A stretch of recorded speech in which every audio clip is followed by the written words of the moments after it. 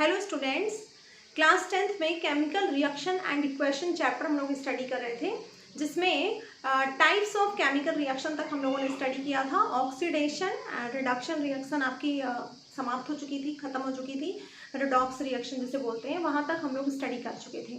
आज हम आपको हीट के बेसिस पे रिएक्शन को कैसे हम डिवाइड कर सकते हैं ये बताने जा रहे हैं।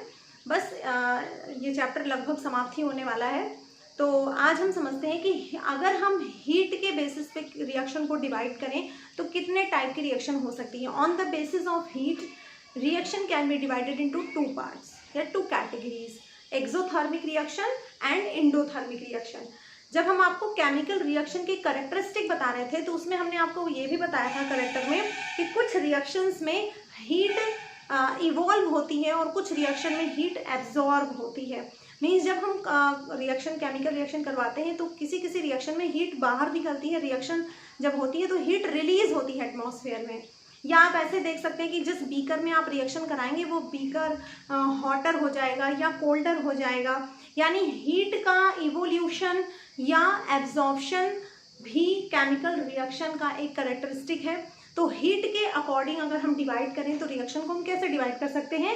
And on the basis of heat we can divide into reaction into two types, exothermic and endothermic.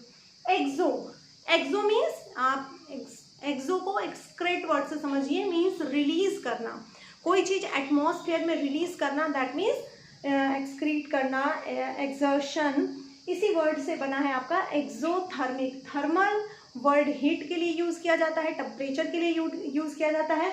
तो एक्सोथर्मिक मीन्स जिस रिएक्शन में हीट क्या होगा, बाहर निकलेगा, रिलीज होगा, या इवॉल्व कह सकते हैं आप, इवॉल्व्ड होगा, इन्वॉल्व्ड नहीं, इवॉल्व्ड। ओके, थोड़ा सा डिफरेंस है प्रोनाउंसिएशन में। Exothermic those reaction in which heat is evolved during the reaction, means ऐसी रिएक्शन जिसमें रिएक्शन के दौरान हीट इवॉल्व होता है, हीट बाहर निकलता है। इसका सबसे अच्छा एग्जाम्पल जो हम अपने सराउंडिंग में देखते हैं वो है बर्निंग। जब भी हम किसी चीज़ को बर्न करते हैं, फ्यूल हो, कुछ भी अगर आप बर्न करेंगे तो आप देखेंगे कि जहाँ बर्निंग हो रही है वहाँ हीट जो है इवॉल्व हो रही है, उसके चारों तरफ आपको हीट फील होगा, आपको लगेगा कि इसके चारों तरफ टेम्परेचर बढ़ रहा है। ठीक है, तो बर्निंग इसका सबसे बेस्ट एग्जाम्पल है जो हम अपने सराउंडिंग में देखते हैं, चाहे वो कोयला का जलना हो, पेपर का जलना हो, लकड़ी का जलना हो, किसी फ्यूल जैसे पेट्रोल, डीजल, कैरोसिन, सबको अगर हम जलाते हैं तो हम उसके सराउंडिंग में ये पाते हैं कि उसके जो आसपास का सराउंडिंग का जो इन्वायरमेंट है वो थोड़ा हॉटर हो गया है। ठीक है, तो इसमें हम क्या देख रहे हैं कि जब रिएक्शन हो रही है तो हीट बाहर निकल रही है, टेम्परेचर बढ़ रहा है एटमॉस्फेयर का। ठीक है, तो ये आपका किसका एग्जाम्पल है, एक्सोथर्मिक रिएक्शन का। कुछ और एग्जाम्पल हम लोग केमिस्ट्री में देख लेते हैं। सबसे पहले तो हमने आपको बताया कि बर्निंग, तो बर्निंग ही ले लेते हैं।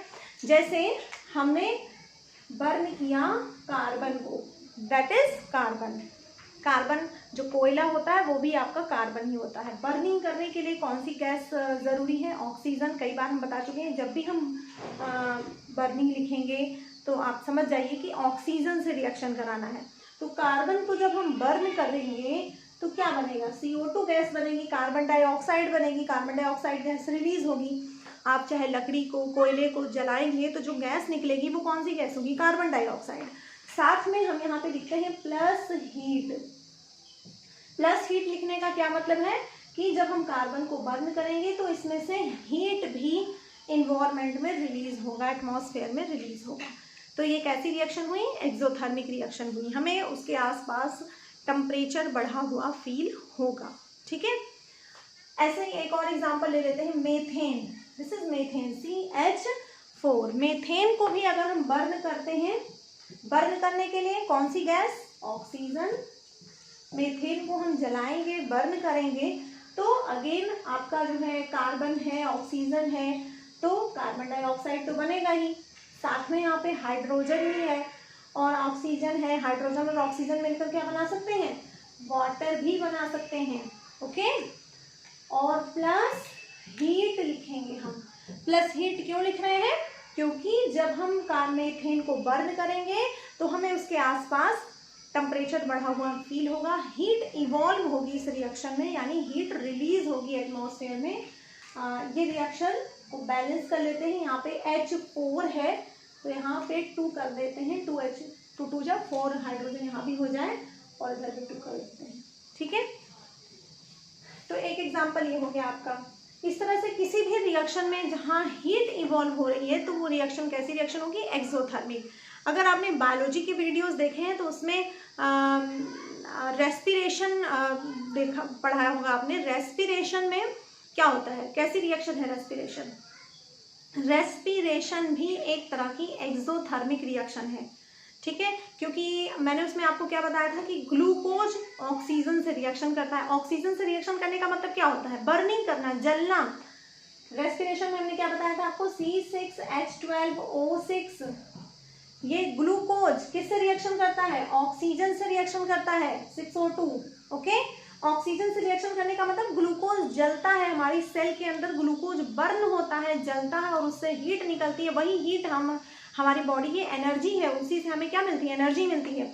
रेस्पिरेशन में मैंने आपको ये रिएक्शन बताई थी, ग्लूकोज ऑक्सीजन से रिएक्शन करता है और उसके बाद हमें इससे क्या रिलीज होता है, CO2 रिलीज होता है, वाटर रिलीज होता है, 6CO2 6H2O, और साथ में यहाँ पे हमने लिखा था एनर्जी।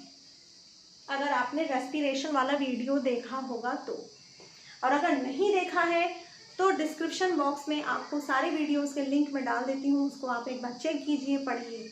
ठीक है, तो यहाँ पे प्लस एनर्जी क्यों लिखा है, यानी इस रिएक्शन में एनर्जी रिलीज हो रही है। एनर्जी भी क्या है, हीट ही तो है। हीट के ये सब सारे फॉर्म है, एनर्जी का ही फॉर्म है हीट। आप हीट बोलो, एनर्जी बोलो, एवरीथिंग इज सेम। ओके, ये सब एक दूसरे के फॉर्म है। ठीक है, तो एनर्जी यहाँ पे हमने लिखा था, या आपको ऐसे भी कर सकते हैं, एनर्जी की जगह हमने ATP लिख दिया था। ATP हमने बोला था कि ये जो एनर्जी रिलीज होगी हमारी बॉडी में ATP के रूप में स्टोर होता है। और कितने ATP बनते थे 1 ग्लूकोज से, 38 ATP। ओके, तो ये भी हमारा रेस्पिरेशन भी कैसी प्रोसेस हुआ, एक्सोथर्मिक प्रोसेस या एक्सोथर्मिक रिएक्शन। यानी ऐसी जो भी रिएक्शन है जिसमें हीट, एनर्जी इवॉल्व होगा, एक्सक्रीट होगा, इन्वायरमेंट में रिलीज होगा, ऐसी रिएक्शन को हम बोलेंगे एक्सोथर्मिक रिएक्शन। ठीक है, और जितनी भी कॉम्बिनेशन रिएक्शन है, कॉम्बिनेशन रिएक्शन भी हम आपको बता चुके हैं इसी चैप्टर में, जितनी भी कॉम्बिनेशन रिएक्शन है वो सारी एक्सोथर्मिक रिएक्शन भी होती हैं। ओके, तो ये एक नोट करने वाली बात है कि all combination reactions are exothermic. Combination reaction में बताया था कि दो चीजें या दो या दो से ज्यादा सब्सटेंस मिलकर एक न्यू सब्सटेंस, एक सिंगल न्यू सब्सटेंस बनाते हैं, उसको बोलते हैं कॉम्बिनेशन रिएक्शन। कॉम्बिनेशन रिएक्शन में एनर्जी रिलीज होगी, हीट इवॉल्व होगा, यानी जितनी भी कॉम्बिनेशन रिएक्शन होंगी वो आप एक्सोथर्मिक के भी एग्जाम्पल में लिख सकते हैं। ओके, अब आते हैं नेक्स्ट जो टाइप है एंडोथर्मिक। एंडो मीन्स अंदर जाना, एंट्री करना, thermic means heat, energy, temperature. Thermal का यूज हम हीट के लिए, टेम्परेचर के लिए, एनर्जी के लिए, इनके सब के लिए करते हैं। यानी जिस रिएक्शन में हीट रिएक्शन में एंट्री करेगा, यानी हीट एब्जॉर्ब किया जाएगा, बाहर रिलीज नहीं किया जाएगा। इस रिएक्शन को हीट चाहिए, इस रिएक्शन को कंप्लीट होने के लिए हीट चाहिए, ये अपने आसपास से एटमॉस्फेयर से हीट को एब्जॉर्ब कर लेगा। तो ऐसी reactions, those reactions in which heat is absorbed during the reaction, यानी जिस रिएक्शन में रिएक्शन के दौरान हीट को एब्जॉर्ब किया जाता है, हीट लिया जाता है, उसे बोलते हैं एंडोथर्मिक। जिसमें हीट दिया जाता है उसे बोलते हैं एंडोथर्मिक। दोनों एक दूसरे के सिंपली अपोजिट हैं। ठीक है, अब हम देख लेते हैं कुछ एंडोथर्मिक के एग्जाम्पल। देखिए, हमने आपको बताया था डीकम्पोजिशन रिएक्शन में, आपको बताया था, अगर आपको याद होगा डीकम्पोजिशन रिएक्शन, अगर आपने वीडियो देखा होगा तो उसमें हमने बोला था कि एक कोई केमिकल सब्सटेंस होता है, वो complex chemical substance break down हो जाता है कई सिंपल केमिकल सब्सटेंस में, डीकम्पोजिशन रिएक्शन में। और उसे ब्रेक डाउन करने के लिए हमें उसे क्या देना पड़ता है, एनर्जी देना पड़ता है। किसी भी चीज़ को अगर आपको तोड़ना है तो उसको एनर्जी देनी पड़ेगी, उसको मारना पड़ेगा, हीट करना पड़ेगा, बीट करना पड़ेगा, या कुछ भी करके आप उसको एनर्जी देंगे तभी तो वो ब्रेक डाउन होगा। तो डीकम्पोजिशन रिएक्शन में हमने आपको बताया था कि एक सिंगल केमिकल सब्सटेंस से 2 या 2 से ज़्यादा केमिकल सब्सटेंस बनते हैं और इस प्रोसेस के लिए हम उसको क्या देते हैं, हीट देते हैं। यानी उसमें हम क्या दे रहे थे, हीट दे रहे थे, एनर्जी दे रहे थे, टेम्परेचर दे रहे थे, किसी भी तरीके से हम एनर्जी दे रहे थे, मैं कहने का मतलब है। तो अगर हम एनर्जी वहाँ पे प्रोवाइड कर रहे हैं, दे रहे हैं, तब रिएक्शन हो रही है। तो एनर्जी दे रहे हैं तो कौन सी रिएक्शन हुई, एंडोथर्मिक। यानी all decomposition reactions are example of endothermic reaction also. Okay, चलिए देखते हैं कुछ एग्जाम्पल। एक है KClO3, 2KClO3, इसको हम हीट दें, this is the symbol of heat, energy, energy का सिंबल, हीट का सिंबल, टेम्परेचर का सिंबल, जो आप कहना चाहें कह सकते हैं। तो KClO3 को जब हम हीट देंगे, इसको एब्जॉर्ब करेगा ये हीट को, तो ये ब्रेक डाउन हो जाएगा 2KCl + 3O2 में। ठीक है, यानी आप यहाँ पे क्या देख रहे हैं कि इसमें हम हीट दे रहे हैं और ऊपर वाले में इसमें क्या हो रहा था, हीट रिलीज हो रही है। जब हीट रिलीज होती है तो हम एरो के राइट साइड में लिखेंगे, जब हीट एब्जॉर्ब होगी तो हम यहाँ एरो पर साइन भी बना सकते हैं, या एरो के लेफ्ट साइड में प्लस हीट या प्लस एनर्जी करके लिख सकते हैं। Okay, this is the example of endothermic reaction. एक और देखते हैं, N2 + 3H2 arrow 2NH3। NH3 means ammonia.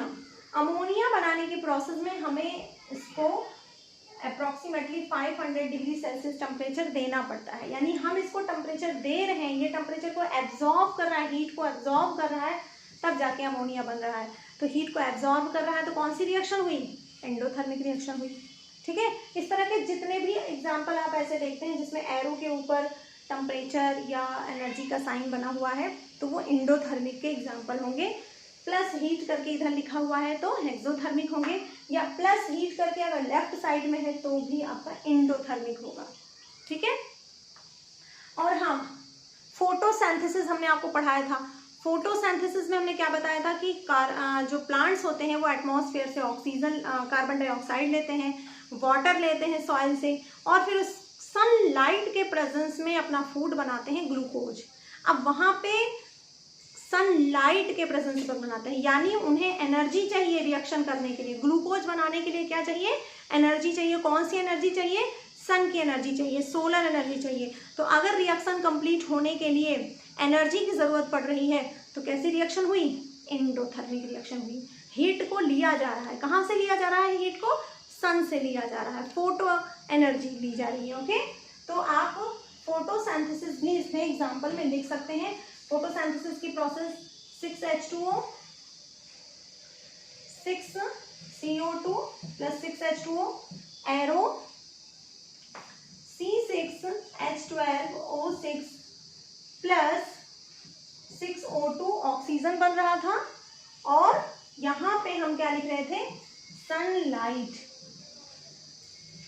Sunlight is also form of energy. Sunlight भी क्या है, एनर्जी है। तो एनर्जी ली जा रही है, हीट ली जा रही है एटमॉस्फेयर से, तो कौन सी रिएक्शन हुई, एंडोथर्मिक रिएक्शन हुई। ये आपका हो गया फोटोसिंथेसिस। और यहाँ पे क्या था, ये रेस्पिरेशन, यानी रेस्पिरेशन एक्सोथर्मिक रिएक्शन है और फोटोसिंथेसिस एंडोथर्मिक रिएक्शन है। रेस्पिरेशन में एनर्जी रिलीज होती है, हमारी बॉडी को एनर्जी मिलती है तो एक्सोथर्मिक हुआ, और फोटोसिंथेसिस में एटमॉस्फेयर से एनर्जी ली जाती है, सन से एनर्जी ली जाती है, तो ये कैसी रिएक्शन हुई, एंडोथर्मिक रिएक्शन हुई। ओके, तो इस तरह से आज आपका एक्सोथर्मिक और एंडोथर्मिक रिएक्शन समाप्त होता है। इस चैप्टर में बस 2 टॉपिक और बचे होंगे, रेंसिडिटी एंड कोरोजन। अगले वीडियो में हम लोग उसके बारे में डिस्कस करेंगे। Till then, goodbye and keep learning.